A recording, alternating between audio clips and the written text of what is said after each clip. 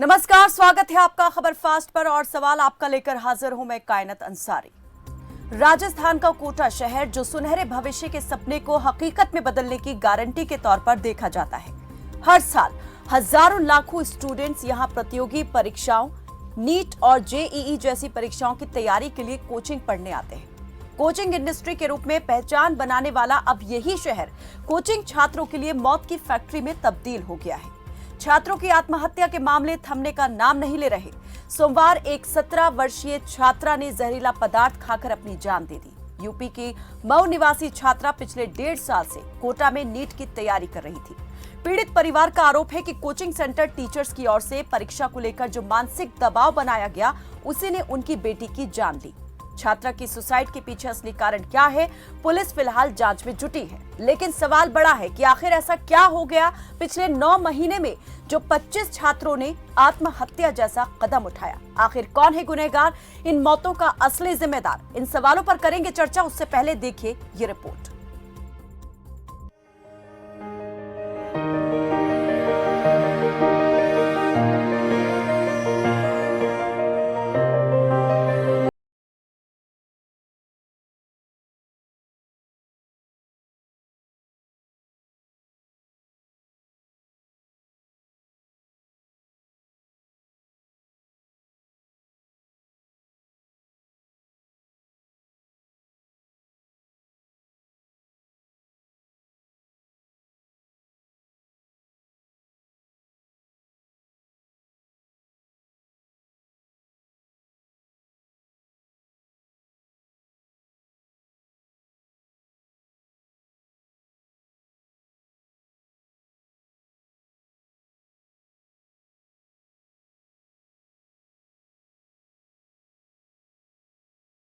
आत्महत्या का असली कारण क्या है, पुलिस जांच कर रही है। लेकिन पीड़ित परिजन कोचिंग सेंटर को छात्रा की मौत के लिए जिम्मेदार ठहरा रहे हैं।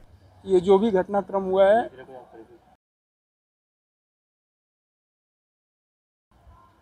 उन लोगों ने इस तरह से प्रेशराइज किया था बच्चे को कि वो सुसाइड अटेम्प्ट करने में मजबूर हुई है। वो बहुत बार कॉल कर चुकी है, बहुत बार मैसेज भी की थी कि वो प्रेशर में है, पढ़ाई के प्रेशर में है। टीचर उनको प्रेशर में डाल रहे हैं, बता रहे हैं कि इस बार बैक कर जाओगी, फेल हो जाओगी, इस कंडीशन में नहीं पढ़ पाओगी।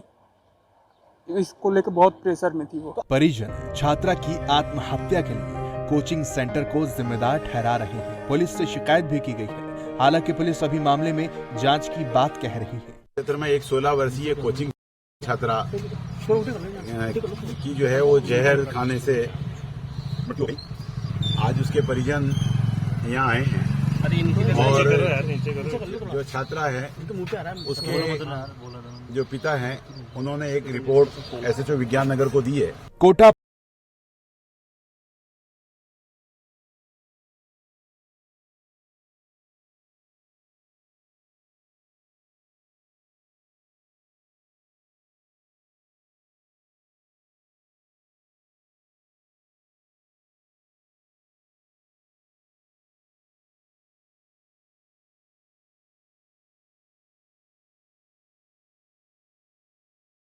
मिलनी चाहिए थी। उसके लिए तो लगातार प्रयास किए जा रहे हैं, पर यह बात सही है कि बहुत ज्यादा प्रशासन को उसमें सफलता नहीं मिली है। कितनी जो है वो नए नए नवाचार किए जा रहे हैं स्टूडेंट को मोटिवेशन के लिए। स्टूडेंट सेल बना हुआ है, एडिशनल एसपी साहब लगातार जा रहे हैं, नोडल अधिकारी आरएस जो है वो सारे यहाँ पे लगातार इनके हॉस्टल की चेकिंग की जा रही है। कोचिंग इंस्टीट्यूट में जो है जो एग्जिट पॉलिसी है हॉस्टल की और फीस के बारे में वो भी की जा रही है। राजस्थान स्टेट लेवल पर भी जो है एक सीनियर आईएएस लेवल पे सचिव स्तर पर जो है एक कमेटी बनी हुई है, वो भी अभी यहाँ पर आके गई है। तो लगातार कल्चरल प्रोग्राम भी जो है वो किए जा रहे हैं। 2 महीने से टेस्ट भी बंद कर दिए हैं जिला कलेक्टर महोदय ने। तो प्रशासन अपने स्तर पर सारे प्रयास कर रहा है, पर अब उसके रिजल्ट जो है वो जल्दी आएंगे कि जो है सुसाइड यहाँ एक भी बच्चे का सुसाइड जो है वो कोटा में नहीं होना चाहिए। प्रशासन की तो यही चाहता है। स्टूडेंट्स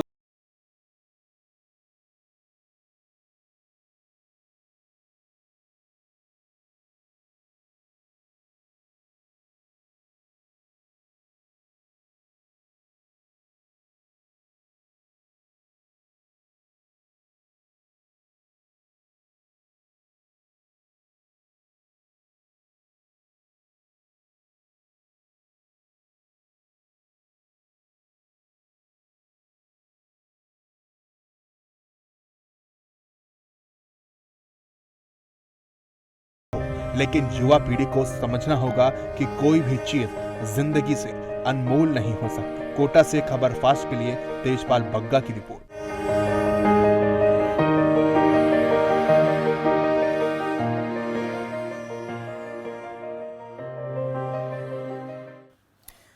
तो आत्महत्या या सुसाइड कह लें, ये एक सामाजिक और मनोवैज्ञानिक समस्या है जिसका हल तलाशना बेहद जरूरी है। और जब बात यहाँ पर स्टूडेंट्स की हो जो देश का भविष्य है, अगर वही इस प्रकार से कदम उठा रहे हैं तो ये विषय और भी ज्यादा गंभीर हो जाता है। चलिए सवालों पर नजर डालते हैं, उसकी बात करेंगे यहाँ पर विशेषज्ञों से बात।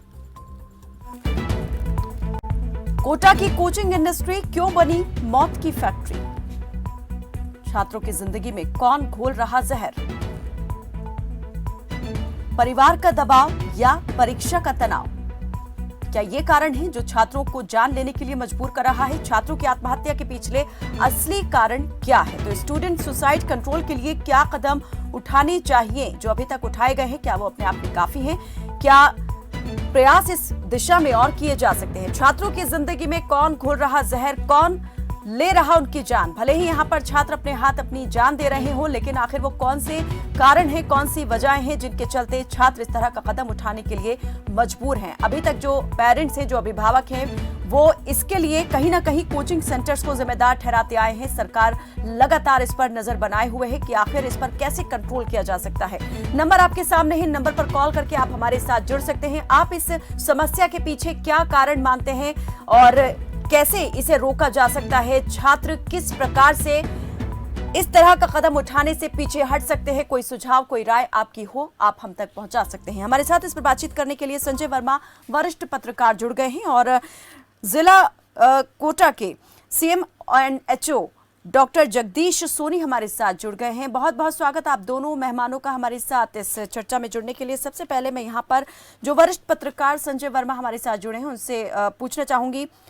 संजय जी, आप क्या कारण देख पा रहे हैं इन तमाम चीजों के पीछे? एक बेहद गंभीर समस्या अब ये उभर कर सामने आने लगी है। सरकार ने भी तमाम तरह की कवायद यहाँ की है, लेकिन उसके बावजूद स्टूडेंट्स की सुसाइड का सिलसिला थमने का नाम नहीं ले रहा। आखिर इसके जो जड़ है, मूल है, उसमें क्या कारण है? सबसे पहले तो मैं शुरुआत इस बात से करना चाहूंगा, आपने कहा कि मौत की फैक्ट्री को कोटा सुसाइड फैक्ट्री, ऐसा नहीं है। और सुसाइड के क्योंकि बहुत से कारण हैं और ये जरूरी नहीं है कि पेरेंट्स कोचिंग पर ही आरोप लगाते हैं। इसके बहुत सारे कारण हैं। कई पेरेंट्स ने, ज्यादातर पेरेंट्स ने तो इस बात पर कोचिंग पर आरोप भी नहीं लगाए हैं। और क्योंकि अलग अलग कारण आते हैं, ठीक है, उसमें कुछ स्टूडेंट्स पर प्रेशर वाला भी हमने कई बार देखा प्रेशर, लेकिन प्रेशर भी कई तरह का प्रेशर होता है। प्रेशर उसमें पढ़ाई का भी होता है, तो प्रेशर उसमें कुछ फाइनेंशियल भी होता है। जैसे कई जो पेरेंट्स होते हैं, कुछ गरीब पेरेंट्स होते हैं, जैसे तैसे पैसा इकट्ठा करके कर्जा लेके अपने बच्चे को भेजते हैं, तो पेरेंट्स का भी प्रेशर होता है कि भाई आप, हमने देखो इतना पैसा आपके लिए लगाया है, इतना पैसा खर्च करके हम आपको भेज रहे हैं। तो वो भी बार बार उनको परस्यू करते हैं, तो वो भी उनके ऊपर प्रेशर होता है।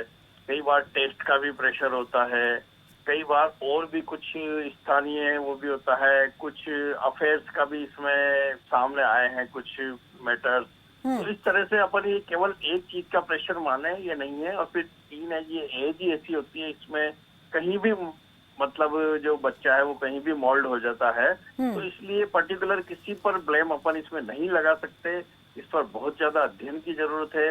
और कोटा में क्या, ये कई जगह पर देखो सुसाइड तो सभी जगह होते हैं। ठीक है, यहाँ स्टूडेंट्स की संख्या ज्यादा है, लाखों में है, तो वो उस हिसाब से यहाँ स्टूडेंट्स का सुसाइड ज्यादा होता है जी। तो ये कुछ कारण, ठीक है, जैसे आपने बताया संजय जी कि कई कारण यहाँ पर हो सकते हैं, लेकिन अगर इन कारणों के मूल में हम जाकर इस समस्या का समाधान करने की कोशिश करना चाहें तो वो किस प्रकार से हो सकता है? ऐसे तो नहीं छोड़ा जा सकता है यहाँ पर सब कुछ हालात के भरोसे, और ये नहीं कहा जा सकता है कि अलग अलग कारणों के चलते जो है छात्र इस तरह के कदम उठा रहे हैं। उन कारणों को ध्यान में रखते हुए उनका समाधान किस प्रकार से हम कर सकते हैं, इस पर हम बात करेंगे। हमारे साथ एक दर्शक प्रेम चेन्नई से जुड़े हैं और आपको बता दें हमारे साथ इस वक्त जगदीश छाबड़ा जुड़ चुके हैं। डॉक्टर जगदीश छाबड़ा, आप पीड़ित परिजन हैं, उस छात्र के परिजन हैं जिसने बीते माह में ही इसी प्रकार का कदम उठा करके अपनी जीवन लीला को समाप्त कर लिया था। 18 वर्षीय मनजोत छाबड़ा जो नीट की तैयारी कर रहा था, लेकिन किन्हीं कारणों के चलते मनजोत ने भी अपनी जान दे दी थी। आपसे भी हम बात करेंगे। बहुत स्वागत आपका खबर फास्ट पर। प्रेम जुड़े हैं, उनसे जान लेते हैं वो क्या यहाँ पर अपनी बात रखना चाहते हैं। जी प्रेम, स्वागत है, रखें अपनी बात। प्रेम सुन पा रहे हैं मुझे? आवाज जी ठीक है, मैं सुन पा रही हूँ आपको। ठीक है प्रेम, हम सुन पा रहे हैं आपको। मैं बोल रहा हूँ, न तो पेरेंट्स का दोष है, न कोचिंग क्लास में टीचरों का दोष है, न कोचिंग का दोष है। इसमें एक्चुअल में दोष क्या है कि बच्चों में हीन भावना आ जाती है कि मैं उससे आगे क्यों नहीं निकल रहा हूँ। आजकल कंपटीशन का जमाना है। अगर कोई पेरेंट्स के लिए सोचता है बच्चा कि हमारे माता पिता कैसे कमा के देंगे, तो उसके पहले ही उनके समझ में आ जाती कि हमको वहाँ पे खर्चा इतना है तो नहीं भेजेंगे। उधार लेके भेजने वाली बात आजकल चली गई। ये बात नहीं है। बच्चा चाहता है कि मैं अच्छी जगह पढूं, लेकिन मेरे माँ बाप की अगर कैपेसिटी नहीं है तो बच्चा नहीं जाएगा। क्योंकि जो बच्चा ये सोचता है कि मैं अच्छा पढूं, वो बच्चा कभी भी अपने माँ बाप की गरीबी के लिए वह चेष्टा नहीं करेगा। कहने का मतलब ये है कि मन में हीन भावना आ जाती है बच्चे के कंपटीशन में कि मैं कुछ नहीं कर पा रहा हूँ। आज देखिए कि हमारे देश में हम महिलाओं को आगे बढ़ाने की चेष्टा कर रहे हैं और संसद में 100 सीट और बढ़ाने की चेष्टा कर रहे हैं, लेकिन देखिए महिलाओं के प्रति अपराध बढ़ रहे हैं। सरकार रोकने की चेष्टा कर रही है अपराध को, अपराध नहीं रुक रहे हैं। क्या महिलाएं संसद में आ जाएगी तो अपराध रुक जाएंगे? ऐसा नहीं होता है। कहने का मतलब है मनोदर, अगर देश में ये हो रहा है, कहीं अपराध हो रहे हैं, भ्रष्टाचार हो रहे हैं, उसको ठीक किया जा रहा है। जो बच्चे पढ़ने के लिए जाते हैं वो बच्चे कमजोर नहीं है, उनकी मानसिक अवस्था कोई कारण से कमजोर नहीं है। जिनको फोर्सफुली भेजा जाए उनको तो कहा जा सकता है, और वो अमीरों के बेटे होते हैं, उनको उनके पेरेंट्स के लिए कोई प्रेशर नहीं है। कहने का मतलब ये है कि कोई भी दोष किसी को नहीं दे सकते, ये दोष बच्चे का ही होगा। ठीक, सही चल रही है।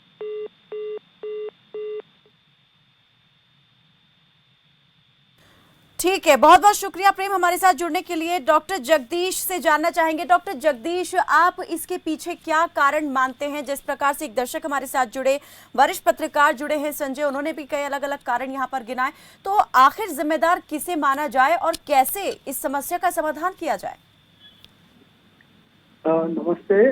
इसमें किसी एक को जिम्मेदार नहीं ठहराया जा सकता और इसमें मल्टीपल फैक्टर हैं, मल्टीपल कारण है, बहुत सारे कारण हो सकते हैं। जैसे कि बच्चा अगर आता है तो उसको किस फील्ड में जाना है, मेडिकल में जाना है, इंजीनियरिंग में जाना है या कुछ और बनना है। अब वो किसी पेरेंट के प्रेशर में आता है यहाँ पर, तो उसको पता होना चाहिए कि उसे किस फील्ड में जाना है। उसकी यहाँ पर आते ही काउंसलिंग जरूरी है ताकि उसको जिस फील्ड में जाना है वो उसको सेलेक्ट कर सके और उसकी कोचिंग ले सके। उसके अलावा उसको यहाँ पर आकर वहां से ही स्कूलिंग पूरी करके आए ताकि वो मेंटल प्रेशर को सहन करने की कैपेसिटी डेवलप होती है, वो उसके पेरेंट्स से और उसके स्कूल लेवल से ही डेवलप हो पाती है पूरी तरह से।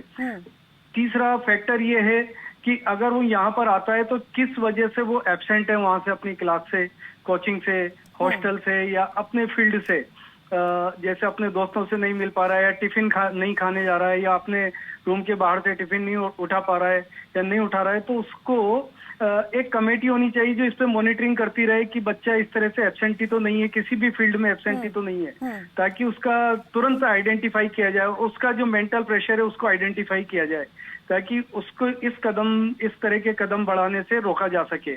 चौथा, अगर उसकी परफॉर्मेंस पिछले 3-4 महीने से कम हो रही है और कम होने के साथ साथ उसके मार्क्स कम आ रहे हैं और वो पिछले कई दिनों से अपने पेरेंट्स से बात नहीं कर पा रहा है, तो अपने को उसकी काउंसलिंग करना जरूरी है। काउंसलिंग करने के बाद वो काफी कुछ बच्चे ट्रैक पर आ जाते हैं। अगर नहीं आता है तो साइकेट्रिस्ट होते हैं, उनके पास ले जाएं, ट्रीटमेंट के बाद वो सब ठीक हो जाता है।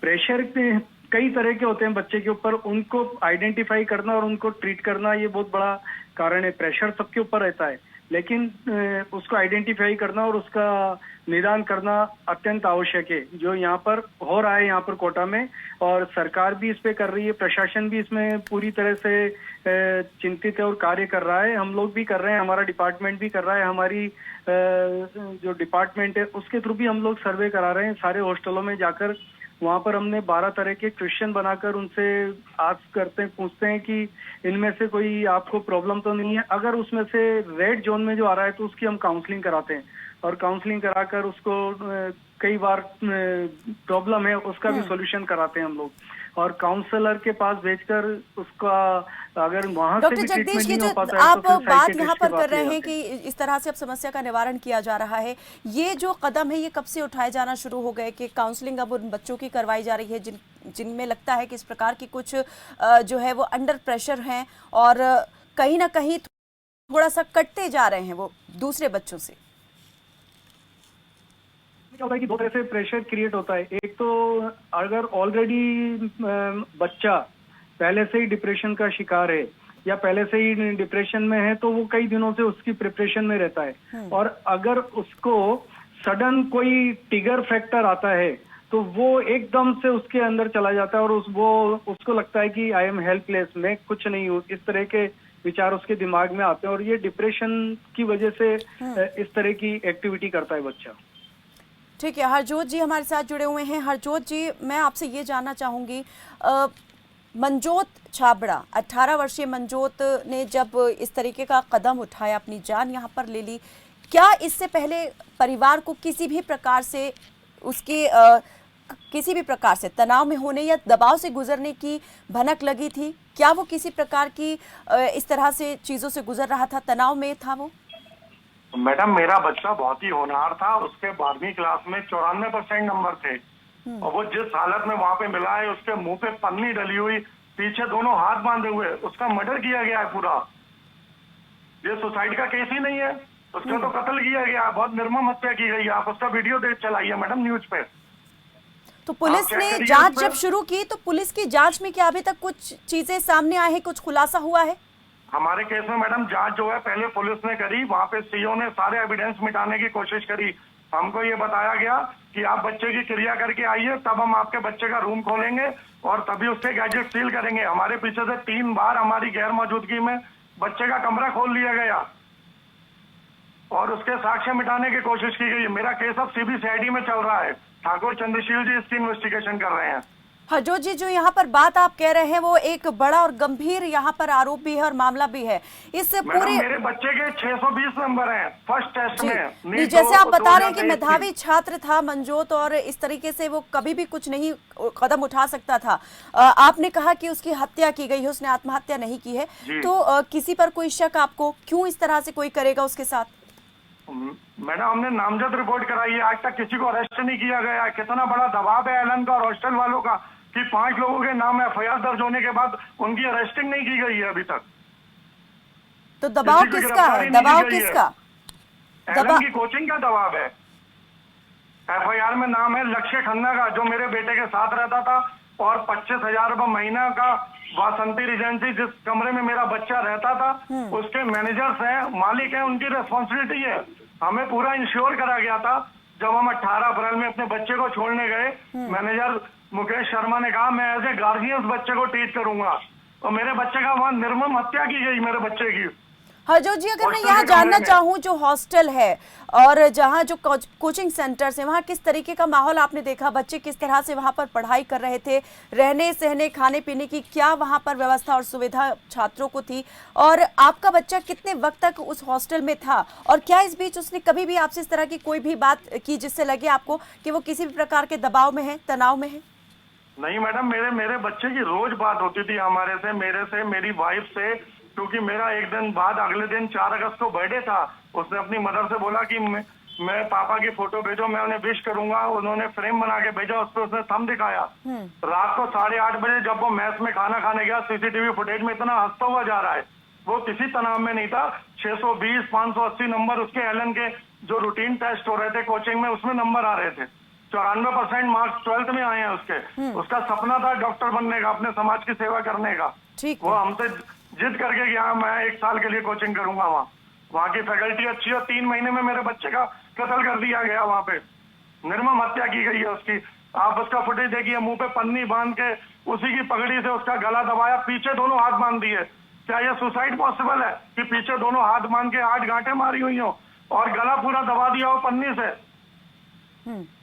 किस तरीके से उसे मारा गया है। चलिए, बिल्कुल जिस तरीके से आप कह रहे हैं कि अभी सीबीसीआईडी में ये मामला जो है वो चल रहा है, विचाराधीन है, जांच इस मामले में जारी है। हम भी उम्मीद यहाँ पर करेंगे कि जल्द से जल्द जो भी दोषी हैं उन पर कार्रवाई हो और ये मामला जो है जल्द से जल्द सुलझे। बहुत बहुत शुक्रिया हमारे साथ जुड़ने के लिए छाबड़ा जी। संजय वर्मा जी, जिस तरीके से अभी हमारे साथ ये पीड़ित परिजन जुड़े, इन्होंने इस पूरे केस का यहाँ पर खुलासा किया कि जो छात्र है जिस तरीके से उसके मौत को जो एंगल यहाँ पर दे दिया गया वो दूसरा ही एंगल है। मामला भी अभी यहाँ पर जांच चल रही है, विचाराधीन है। तो आप इस मामले में क्या कहेंगे? किस तरीके के अभी कोचिंग सेंटर्स या हॉस्टल होते जा रहे हैं जहां पर बच्चे सेफ नहीं हैं, या पेरेंट्स अब कैसे इन पर विश्वास कर सकते हैं? क्या कहेंगे? इस तरीके की मॉनिटरिंग जो है किस तरह से होनी चाहिए इन हॉस्टल्स पर, इन कोचिंग सेंटर्स पर? कायनात, मैंने शुरू में ही बोला था कि सुसाइड के पीछे कई तरह के कारण थे। उसमें से जैसे छावड़ा जी ने जो आरोप लगाया है वो अलग आरोप लगाया है कि ये हत्या हो सकती है, वो डिप्रेशन में नहीं था।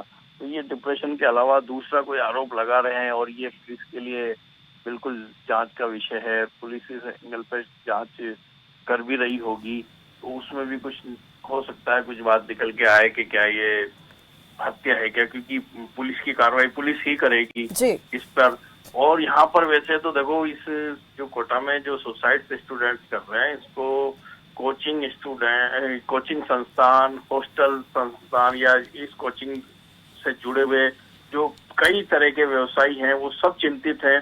उसके साथ साथ यहाँ की आम जनता जो कि वो भी कहीं ना कहीं इससे इफेक्टेड है, उनके लिए भी ये चिंता का विषय है। इसके अलावा प्रशासन भी पूरा इस पर चिंतित है। प्रशासन कई तरह के प्रयास इसमें कर रहा है, उसमें तेजी लाया है। कोचिंग संस्थान ने भी कई तरह के अपने प्रयास किए हैं, उन्होंने फंडे के रूप में या काउंसलर रखकर, मतलब सब इस पर अभी चिंतित हैं और सब अपनी अपनी तरफ से कोशिश कर रहे हैं कि कैसे न कैसे। लेकिन संजय जी, इससे एक बात तो ये भी साफ होती है कि कोचिंग सेंटर्स जो हैं वो अपनी प्रतिष्ठा को लेकर कहीं ना कहीं बहुत ज्यादा कॉन्शियस हैं और वो नहीं चाहते किसी भी तरीके से उनके कोचिंग सेंटर का नाम बदनाम हो। इसीलिए इस तरह के मामलों को वो या तो बहुत ज्यादा गंभीरता से नहीं ले रहे हैं, या फिर अगर कुछ इस तरह का होता है तो उसे दूसरा ही एंगल देने की या दबाने की कोशिश जरूर होती है। नहीं मैडम, ये तो क्या है कि कई तरह के होते हैं, तो इसमें क्या है कि मीडिया में तो आती है वो, तो ये दब तो सकता नहीं है। जब भी कोई भी कोचिंग छात्र अगर सुसाइड होती है तो वो दब तो पाता नहीं है, मैटर तो उजागर होता है। तो ये तो सभी के लिए एक तरह से दुख का विषय होता है और सभी चिंतित होते हैं इसको लेकर। तो सब ये प्रयास करते ही हैं कि भाई कैसे भी करके इन पर अंकुश लगना चाहिए। तो इसमें प्रयास तो सभी का रहता है, इसमें अपन ये नहीं कह सकते कि उन्होंने प्रयास नहीं किया। अब लेकिन ये है कि कुछ मंथन इस पर जरूर करना चाहिए। जो आपने बात कही थी कि इसका समाधान क्या है। सुसाइड तो हो रहे हैं, सुसाइड बढ़ भी रहे हैं, ये तो सभी को पता है। लेकिन अब समाधान में तो ये है कि सबके अलग अलग विचार उसमें हैं। लेकिन मुझे जो लगता है कि बहुत पहले जब कोचिंग में शुरुआत में लिमिटेड स्टूडेंट्स लिए जाते थे जी, तो अभी क्या होता है कि सभी स्टूडेंट्स को कोचिंग दी जाती है। तो जो कमजोर स्टूडेंट्स है वो हो सकता है कहीं का टॉपर हो, लेकिन यहाँ आकर जब वो इतने सारे स्टूडेंट्स में जब वो आता है, लाखों स्टूडेंट्स में, तो वो उनसे पीछे भी रहता है, तो उसको हीन भावना भी हो सकती है। तो ऐसे में कुछ स्टूडेंट्स जो बिल्कुल सीरियस ही जिनको नकार सकते हैं कि भाई ये स्टूडेंट तो शायद नहीं कर पाएगा, तो जैसे पहले टेस्ट लेके एडमिशन होते थे मेरे हिसाब से। ठीक है डॉक्टर जगदीश, जल्दी से मैं अंतिम प्रतिक्रिया आपकी तरफ से भी जानना चाहूंगी। जैसे संजय जी ने एक पॉइंट यहाँ पर रेज किया कि पहले लिमिटेड स्टूडेंट्स लिए जाते थे, वही स्टूडेंट आते थे कोचिंग के लिए जो मेधावी होते थे, लेकिन अब जो है कोचिंग सेंटर्स ज्यादा पैसा कमाने के चक्कर में कहीं ना कहीं कई सारे स्टूडेंट्स को ले लेते हैं, क्योंकि उन्हें इस बात का भरोसा होता है कि वो सभी को अच्छे से अच्छी तैयारी करवा सकते हैं और सभी यहाँ पर एग्जाम में पास कर सकते हैं। लेकिन बच्चा कितना कैपेबल है वो वही जानता है, जब वो आगे नहीं अच्छा कर पाता तो हीन भावना का शिकार हो जाता है। इस मामले में क्या किया जा सकता है? क्या यहाँ पर बच्चों की आयु सीमा और कितनी संख्या में बच्चों को लिया जाना है वो तय होना जरूरी है? बिल्कुल, जो पहले टेस्ट हुआ करते थे एंट्रेंस टेस्ट, उसके भी यहाँ पर स्टूडेंट को लिया जाता था जी। लेकिन अब क्या है कि कंपटीशन का जमाना है, तो सबको कंपटीशन में उतरने का भी हक है, ताकि सब कंपटीशन में आकर अपने आप को साबित करने की कोशिश करते हैं। अब लेकिन अगर वो कंपटीशन में कहीं फेल हो रहा है तो कहीं ना कहीं उसका खुद का भी डिसीजन होना चाहिए कि मुझे इस फील्ड में अब आगे नहीं बढ़ना है, मुझे ठीक है। फील्ड चेंज कर लेना चाहिए। बिल्कुल और फील्ड चेंज मानसिक कर ले, दबाव को लेकिन झेलने की जिंदगी कैपेसिटी खत्म भी करने उसमें का विचार डेवलप- मन में बिल्कुल ना लाए। बहुत बहुत शुक्रिया आप दोनों ही मेहमानों बिल्कुल का नहीं। हमारे साथ इस चर्चा में जुड़ने के लिए। तो कोटा जो युवा पीढ़ी के सपनों का शहर था, कोचिंग इंडस्ट्री के रूप में ये अब पहचान बना चुका है, लेकिन जिस तरह से स्टूडेंट्स के मामले, सुसाइड के मामले जो है तेजी के साथ बढ़ रहे हैं, ये एक सुसाइड फैक्ट्री के रूप में जो है अपनी पहचान बनाता जा रहा है। यहाँ पर सोचने वाली बात यही है कि आखिर वो क्या कारण है जो छात्रों को इस तरह से कदम उठाने के लिए मजबूर कर रहे हैं। लेकिन हम सभी से, यहाँ पर युवा पीढ़ी से और उन छात्रों से जो किसी न किसी प्रतियोगी परीक्षा की तैयारी कर रहे हैं, अपील करना चाहेंगे कि अगर आप नहीं कर पा रहे हैं किसी भी फील्ड में अच्छा, तो यहाँ पर फील्ड चेंज करने का विचार मन में जरूर लाइए, लेकिन जिंदगी को इस तरीके से अपनी मत गवाइए। फिलहाल के लिए दीजिए इजाजत, देखते रहे खबर फास्ट। नमस्कार।